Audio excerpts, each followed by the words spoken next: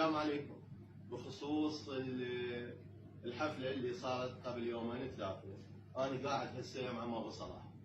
عم أبو صلاح الرجال مريض، وأمانة الله هاي التقارير الطبية مالته مال الهند، أمانة الله والرسول.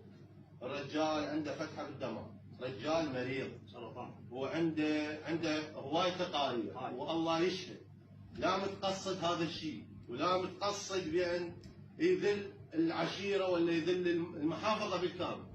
الرجال أول من أنطى شهيد، أمانة الله أول من أنطى شهيد هذا الشهيد ابنه الكبير. رجال أصلا ما عنده هاي السوالف خلاص.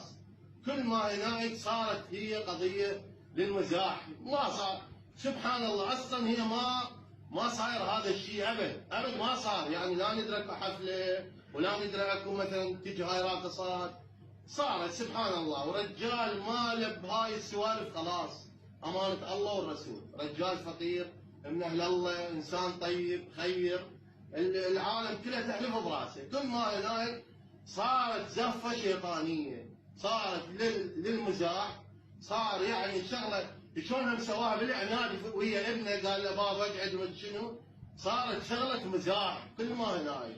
هو رجال عصبي، وهذا الرجال قاعد يمه اني وامانة الله ورسول ويقول يا عمي اني